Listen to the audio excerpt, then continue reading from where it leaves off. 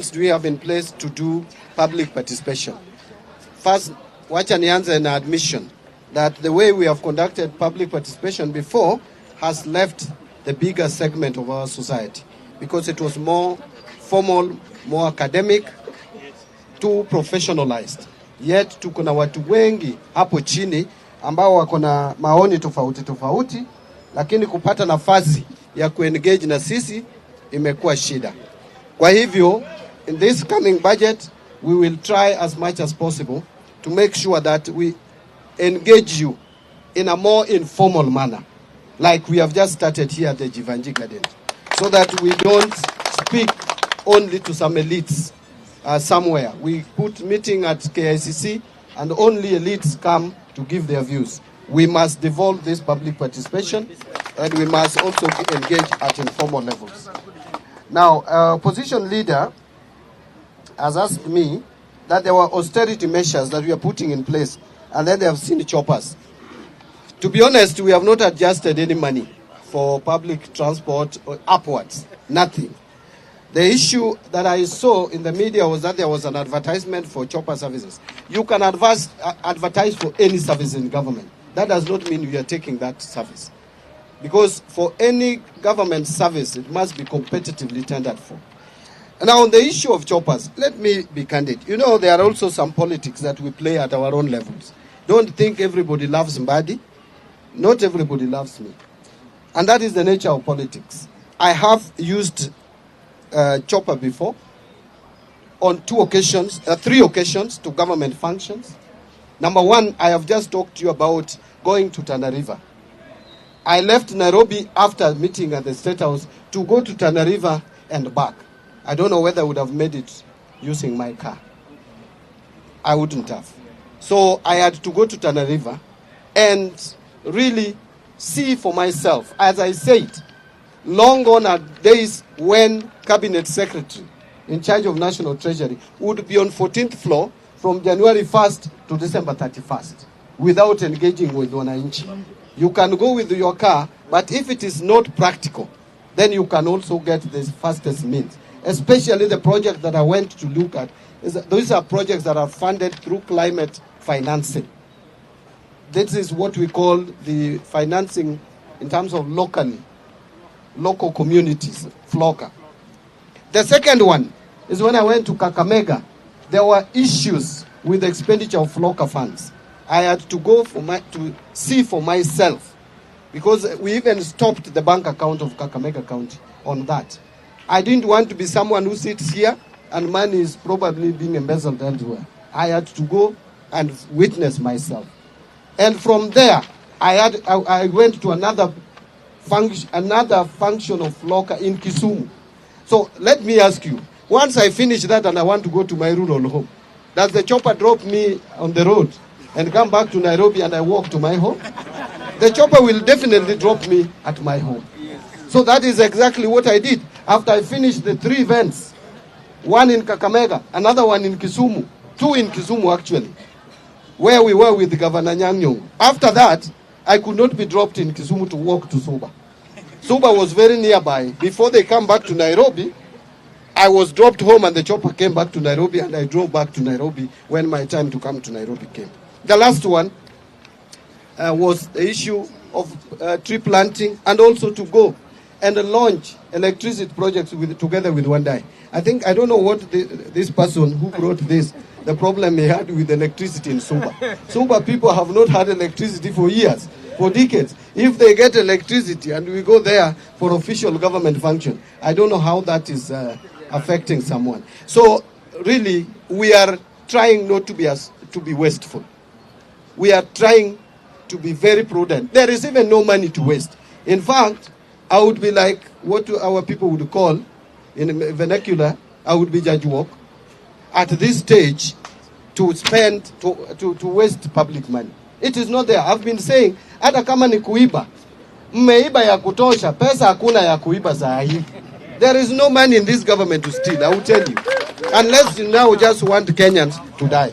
Now, I think I spent so much time on that. Let me move to NSSF going up. Yes, a law was passed so many years back on NSSF to increase it to a percentage of salary, 6%. That law, it's only that it is being implemented today. But let me tell you, Sahi, you may not see the value of saving for retirement. But as a personal finance advisor, I would tell you, you need to save money for your retirement. In fact, from day one. Sahi, because many of us probably are younger, ask someone like me. I am now turning 44 this year, 54 this year. If I was working in a formal employment where my retirement is 60, I have no more than 6 years. But mine is even worse because I don't know about tomorrow. I can be rendered jobless anytime. Therefore, now I've started feeling the need to have pension in my pocket. That is why one of the reasons I also brought that amendment so that I protect also myself when I retire. That when I get my pension, I take the whole of it without surrendering anything to the government. But VAT, take it from me, we are not increasing VAT at all. Actually, the finance bill of this year may not have any tax adjustment upwards in terms of rates, which are we cannot overtax Kenyans anymore. We have reached a limit where we are saying no more space for taxation, especially on employment income. You will not see any more taxes on employment income under my watch as a CS. CPA Kiberenge, shareable revenue, I hear you very well. Actually, it was 418 billion for 2024-25. You are saying it has come down to 2025-26 to 405 billion. That is true. Do you know why? I'll explain. 2023-24, the government budgeted to transfer money to the counties. But by the end of the year, we had not given counties 31 billion shillings, 30.8. So that 30.8 was revoted in 24-25. So the shareable revenue was 387 for 24-25, 387. But because there was 30 billion which was not paid the other year, that was added to 387. If you do that math, it takes you to 418. Now this year, there is no carryover, or I project that there will be no carryover to the next year. That is why it is 405. So 405, compare it with 387, not 418. 418, we loaded the carryover from 23-24. I hope I've explained that. So I am not killing devolution. I'm a student of devolution. Remember, I am chaired Orange Democratic Movement Party for over 10 years. Party that believes in devolution from morning to evening. I would be the last person to go to Treasury and fight devolution. Ask governors. They will tell you if there is a friend of devolution whom they have experienced. It is John Mbadi. Since I came there, I have made sure that there money that goes to counties is released. And we started releasing even before the law was passed in Parliament to share revenue. So I am a supporter, a strong defender of devolution. Mike,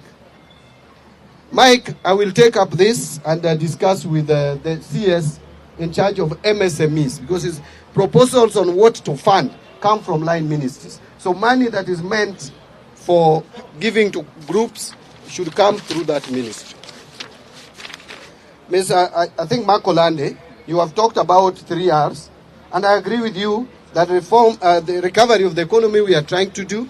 Reforms in the financial sector, yes, we are trying to do that. In fact, we are implementing e-procurement to date, which has eluded us for years. We want to delink procurement officers from procurement process, remove human influence so that people can see, you can tender in a more transparent manner.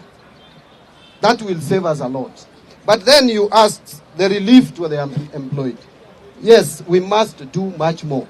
One of the reliefs to the unemployed is to employ them, not to give them money, not to give them stipends. That should be the last resort. Even in the US, they only give stipends to people who are not able to get jobs. So we must make sure that people get jobs. We must expand the job space. You can only expand the job space by targeting those sectors which can create meaningful and reasonable jobs. Apart from the housing, which is ongoing, we need to work on manufacturing sector. We must now actualize this value addition. the agriculture sector, the leather industry, the apparel that industry. We have the tea sector. We have coffee sector. All these sectors, and we must make them appealing to the younger generation, the Gen Zs. You know, Gen Zs will not go to the garden the traditional way, to the shambas the way we used to. So you have to make agriculture and farm work more appealing. And that is what the government is going to work on in the coming budget, to align it to agriculture, to align it to construction and, mining industry. There were only two sectors which shrank or contracted in last year, which have slowed our economic growth. One is mining and minerals. The second one is construction. Construction is because of the stalled roads projects. And also because the private sector is not able to get money from the banks, and therefore we have slowdown in construction of houses from the private sector. From the public sector, yes, we have seen a surge.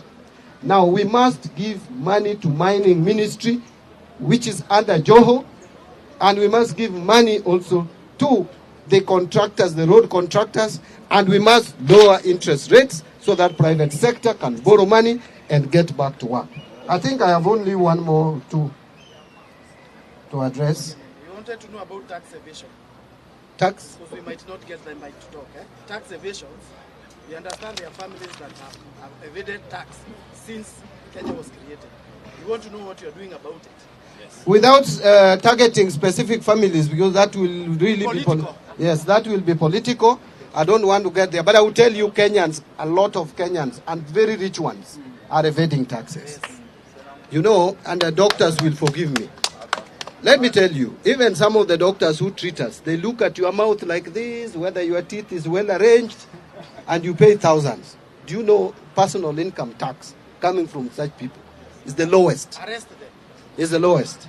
But again, it's shouting arrest. But if you mechanize, if you militarize tax collection, you will not realize your objective. So what we are saying is the starting point is to have a system. And the chairman is here. They are developing a system how to see. In fact, I've been saying we will be seeing you wherever you are. We see you, then we call you for a conversation. Yeah. We have already seen you. You are not paying some taxes. Can you tell us the plan now you have with us to pay it? But I would agree with you. There is a lot of tax evasion in this country, and people who should be paying taxes. It may be some families, some other families, and other families, and other families. And if we are honest with ourselves, some of us come from families where they own rental houses. Rental income is the most abused. Only 17% of what we should collect, we are collecting. So some of you, including myself, who have rental income, please do soul searching. Do soul searching. After houses, you have do soul searching. Are you paying us? Are you paying us the tax? You know how much should be taxed, isn't it? Two quick ones. If you have zero money in your pocket, then you can't buy. I think I was just responding to. It is the same thing that I responded to. And it was asking what to do to put money. To put money in people's pockets is we must manage this economy, to expand it, to create jobs. That is the starting point. The moment we create jobs, we will put money in people's pockets. This idea of having a few of us and then black tax too much is not very healthy. That's why everybody is complaining. You know, I am Mbadi. If I personally can feel the pressure, and I'm earning about 1 million, and I feel the pressure, that is before tax. Usifikiri hiyo ninabeba. Si baby, hata mimi I'm crying over housing levy, but my cry is lesser compared to you, because you a shilling for you is of more value than a shilling to me. Do you understand me? If today you are given 10,000 and I'm given 10,000, the effect it has in my life is lesser compared to you. Me, I will take 10,000 and go and have lunch with it Naisha, where you can use it to feed the whole of your family for a month. That is the difference. So we must appreciate that there is diversity in our nation, and we have this conversation like the one we are starting. How do we support people practically who are down here? So Thank you very much for that. I think now, Add one thing very quick now.